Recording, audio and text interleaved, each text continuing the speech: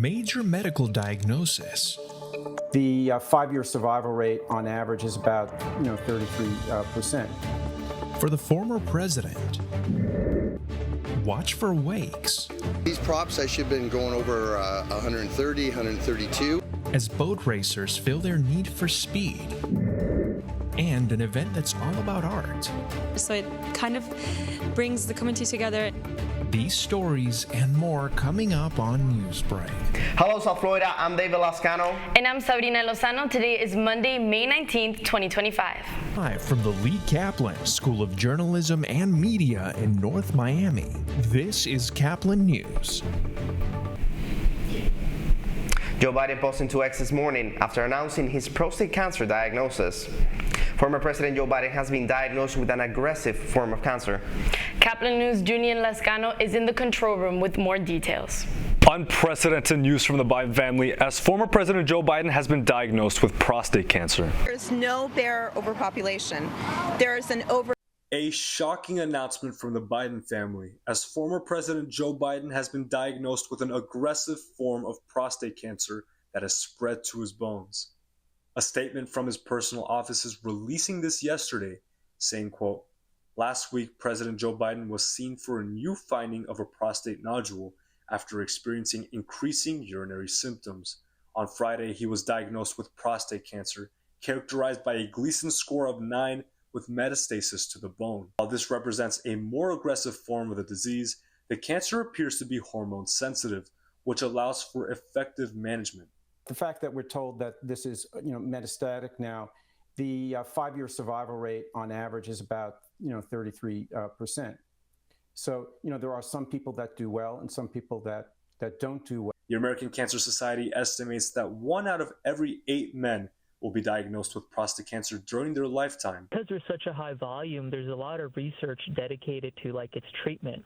Medical experts say that cancer that has reached the bones can add additional complications. Biden, as I said, has always lived his life in the public eye and has always thought there was a value in showing other people going through difficult times. They added that the 82-year-old and his family are evaluating treatment options. His former Vice President Kamala Harris posting on X, stating, quote, "Joe is a fighter, and I know he will face this challenge with the same strength, resilience, and optimism that he always defined his life and leadership. We are hopeful for a full and speedy recovery." The former president took to X this morning saying cancer touches us all. Like so many of you, Jill and I will learn that we are strongest in broken places. Thank you for lifting us up with your love and support. In the control room for Caplin News, I'm Julian Lascano. A collision is under investigation this morning after a Mexican Navy training ship crashed into the Brooklyn Bridge. The crash was Saturday night in New York City. 2 crew members died and more than a dozen were injured. The ship experienced a malfunction, causing it to move in the wrong direction. The Coast Guard has suspended commercial boat traffic while they investigate what happened. Although all 3 of the ship's masts were damaged during the collision, the bridge is structurally intact and safe for travel.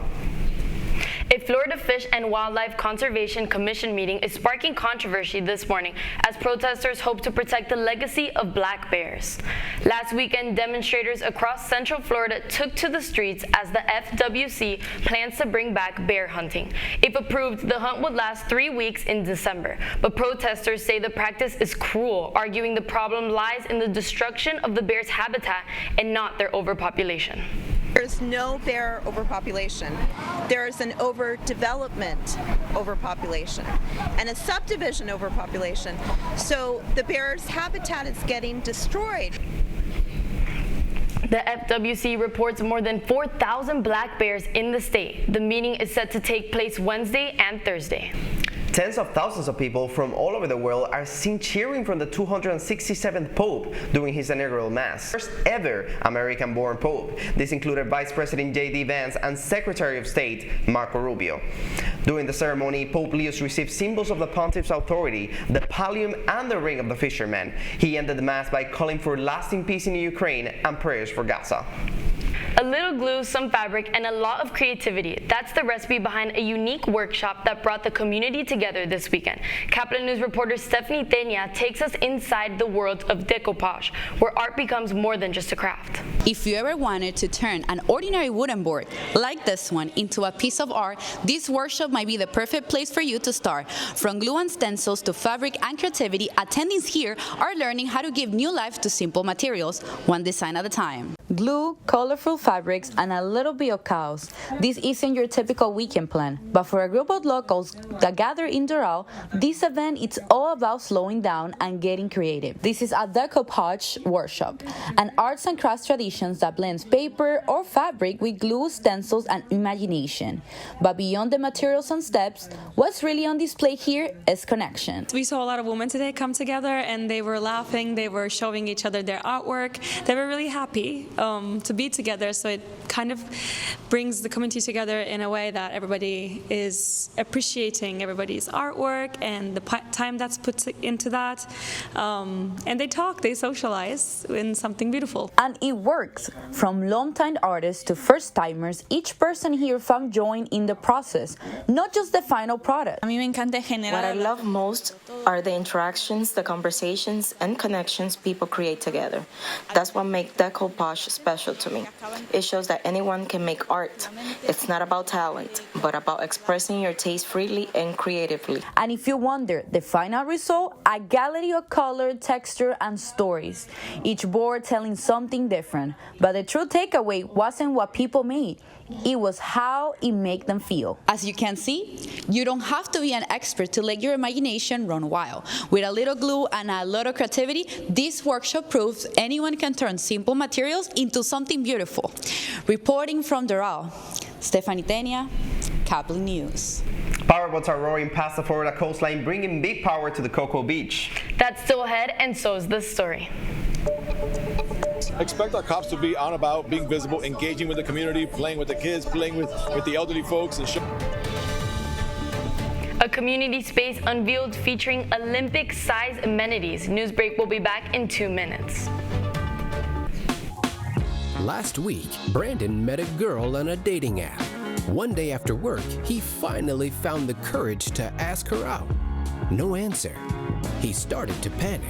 Was he being too pushy? Maybe it was too... Hey, sorry I didn't respond. I was driving. I would love to go on a date. How does tonight sound?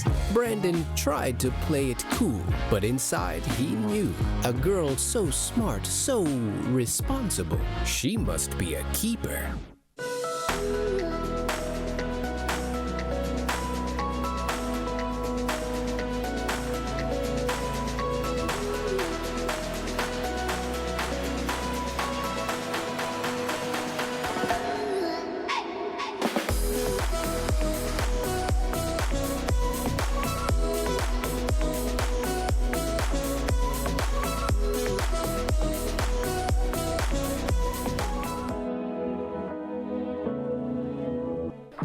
How do you know when you've made the right decision? It's the feeling you get in your gut. The one that tells you what's right or wrong. It's the one that says, sure, I can have a drink. Or the feeling that says, okay, I've been drinking. Now what? It's the voice inside you that says, I'm buzzed. Better leave the car when it's time to go. Plan ahead. Catch a sober ride. Buzz driving is drunk driving. Every day, millions of people are connecting. And even though we're overcoming obstacles, watching each other's backs, and banding together, we should still make an effort. To get to know each other on a deeper level. Father, cosplayer, mentor, actor. It's time we take a step forward. It's time we take a step forward. Come together and discover how accepting our differences can make us stronger.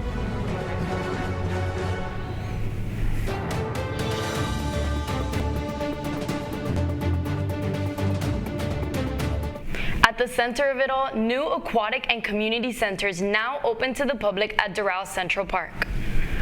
Doral residents now have a new space to gather, stay active, and connect, thanks to the opening of the new facilities. The long-anticipated project features amenities for all ages and aims to become a central space for community life. Caplin's Ivanilowski shows us what the new developments brings to the community.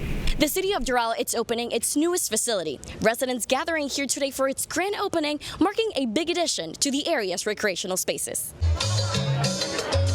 Saturday marked the beginning of a new era for the recreational spaces of Doral. 1, 2, 3. The inauguration revealed the final phase of Doral Central Park, a 78-acre space that combines both indoor and outdoor activities. We have an Olympic-sized swimming pool that is heated, that can host competitions, has grandstands, has locker rooms. So we expect to see a lot of competitions taking place in South Florida.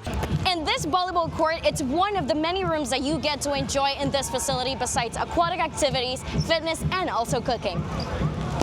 The park also provides a safe environment for all visitors. Expect our cops to be on about, being visible, engaging with the community, playing with the kids, playing with the elderly folks, ensuring that that important relationship is made, but also keeping an eye out for any type of person that comes and tries to harm anyone here in the park. But what exactly inspired this whole project, or rather who? So the inspiration of this aquatic center was Valeria, who is an Olympic swimmer. She's a special needs Olympic swimmer. Her family comes from a line of swimmers. Her father's an Olympian. And when I met them, when I came to Doral in 2012, they were like, we need an Olympic-sized swimming pool. And I made it my priority and my mission to get this open. What started as a vision is now a one-of-a-kind facility that'll welcome generations to come. With summer around the corner, the Fitness and Aquatic Center are now open for the public and ready for visitors. Reporting in Doral, I'm Ivanilowski, Caplin News.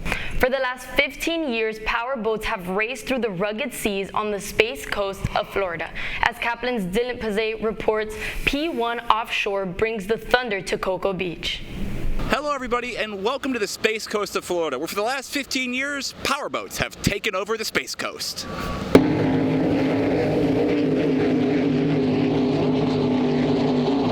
Thunder on Cocoa Beach is an iconic race to the offshore racing scene, having happened for the last 15 years. One of those competitive classes in this year's installment is the Superstock class, featuring 12 entrants. While battling your way through the pack normally is tough enough, when things go wrong, it's not exactly the most pleasant experience in the world. And then I told him that the wheel was off, and he kind of looked over at me and said, "Don't look at me, put the wheel on." I said, "I'm trying." He actually had to pull back quite a bit. We slowed up quite a bit, so a couple boats passed us right there. But once I got the wheel back on, we cut it real hard and made up some time right there and took a little flyer, and the wheel ended up in my hands again, not attached to the boat. He was looking at me, telling me that, hey, my steering wheel's off. I'm like, well, don't look at me, put it back in place. Another very competitive class saw a first-time winner when Kirk Hanna took his all-red Mod V to the winner's circle.